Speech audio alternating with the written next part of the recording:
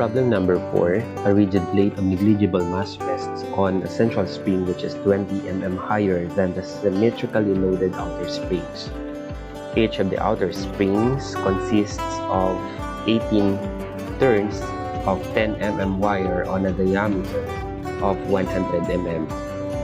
The central spring has 24 turns of 20 mm wire on a diameter of 150 mm. If a load P equal to 5 kN is now applied to the plate, use the modulus of rigidity equal to 83 kN per square meter or gigapascal.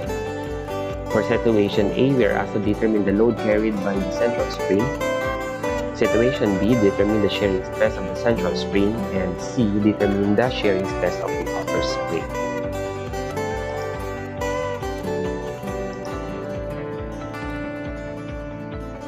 For situation A, we are asked to compute for the load carried by the central spring.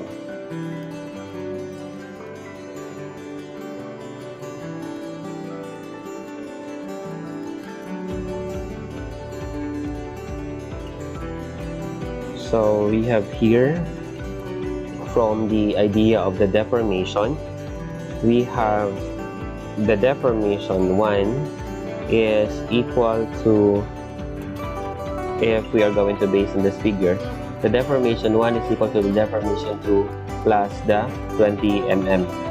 So we have here the deformation 2 plus 20 mm. Now for the deformation 1, so we have here 64 P1 R1 cubed N1 over G D1 raised to 4. And the deformation 2 is 64 P2 R sub 2 cubed N sub 2 over G D sub 2 raised to 4 plus 20 mm. And hindi ko na ilalagay yung unit, no? Basta we should be consistent with the units. All the forces must be in Newton and dapat nasa megapascal yung stresses, and the diameter and the radius is in mm. So we have here 64 P1. One is the central spring. So ilista muna natin natin. For the central spring, so pangalanan natin siyang spring 1. For the spring 1, we have here the N is equal to 24. The wire diameter is 20. And the mean diameter is 150. And for the spring 2, we have here the number of turns is equal to 18. The wire diameter is equal to 10 mm. Lagyan lang natin ang unit. And the mean diameter of 100 mm. Now for the spring 1, we have the radius 1, which is half of 150, so we have here 75 raised to 3, and the number of turns for spring 1 is 24 over the modulus of rigidity, which is equal to 83 gigapascal. So this is 83 times 10 to the 3, sana ako magsulat ng unit, megapascal, multiplied by the wire diameter 20 raised to 4. This is equal to 64 P2. We have the mean radius of half of 100 equal to 50 raised to 3, and the number of turns is equal to 18 over modulus of rigidity 3 times 10 to the 3, and the wire diameter is 10 mm raised to 4 plus 20. So if we are going to simplify this, And we would have, for the left side of our equation, we have here 64 times 75 cubed times 24 over 83 exponent of 3 times 20 raised to 4. And we have here 0.0488. So we have here 0.0488 P1. And this is, and on the right side of the equation, we have 64 times 50 raised to 3 times 18 over 83 exponent of 3 times 10 raised to 4. And we have here 0.1735. So we have here 0.1735 of P2 plus 20. So if we are going to express this in terms of P1, then we have to divide the right side of the equation with the 0.0488, 0.1735 divided by 0.0488, and this is equal to 3.553. So we have 3.5553 P2 plus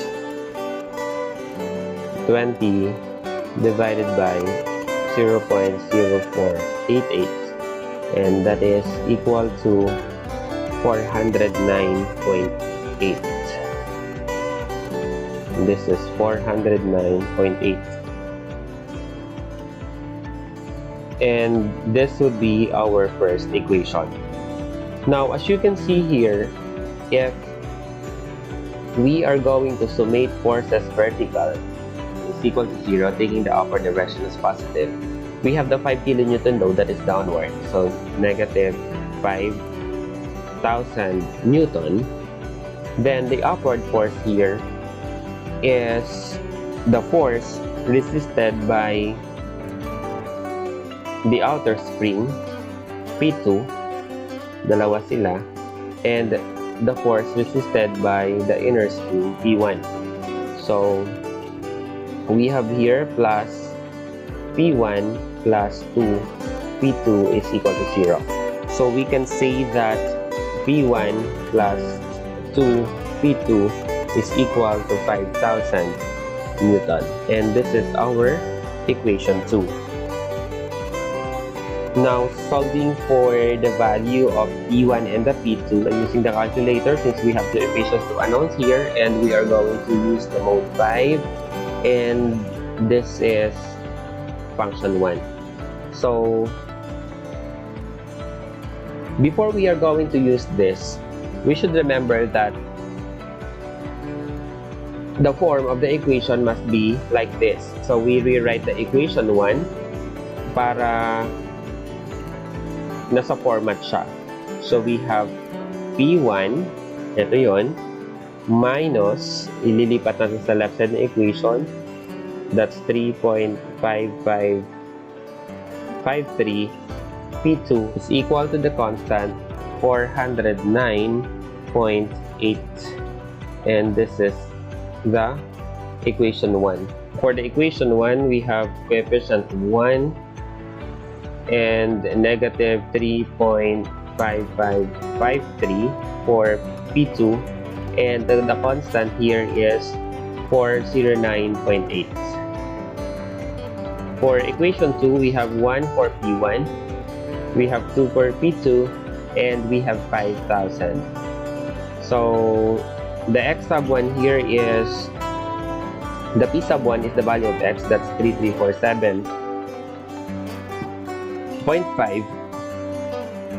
So P1 is 3347.5, This is Newton.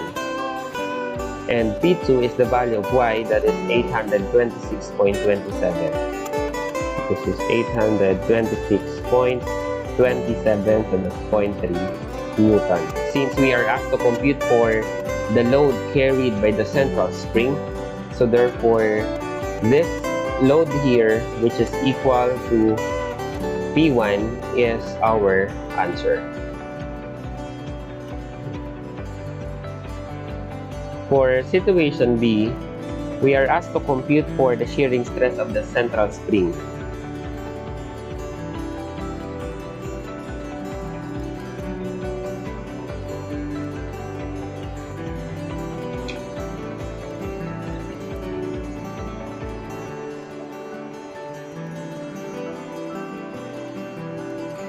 So for the shear stress of the central spring, we have the formula. Shear stress is equal to 16 PR over pi d cubed multiplied by 1 plus d over 4r.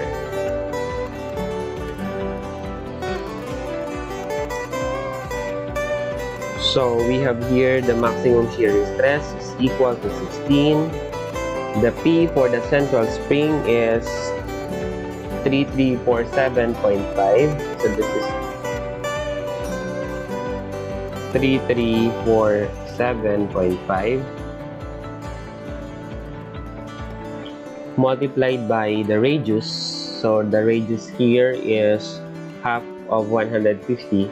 So we have here 75 over pi. The wire diameter is 20 raised to 3 multiplied by 1 plus the wire diameter 20 over 4 times the radius of 75. So computing for the shearing stress of the central spring,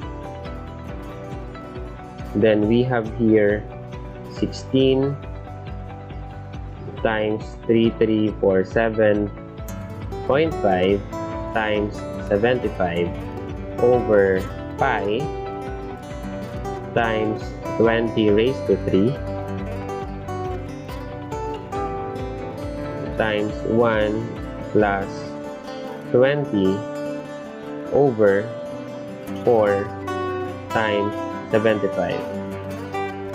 And this is equal to 170.5.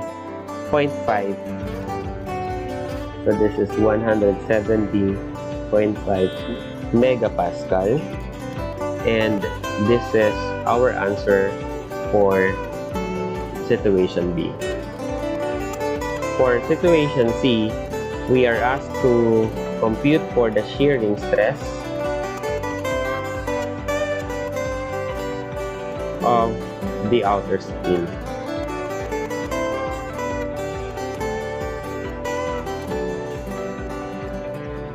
So we have here the stress is equal to, so same formula, substitute natin agad yung value, 16, and the force that we will be using for P2 is this, 826.3. So 826.3 multiplied by the mean radius of half ng 100, that's 50, over pi.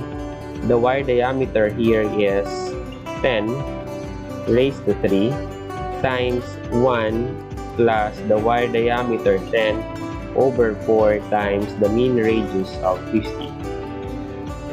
So we have here the shear stress equal to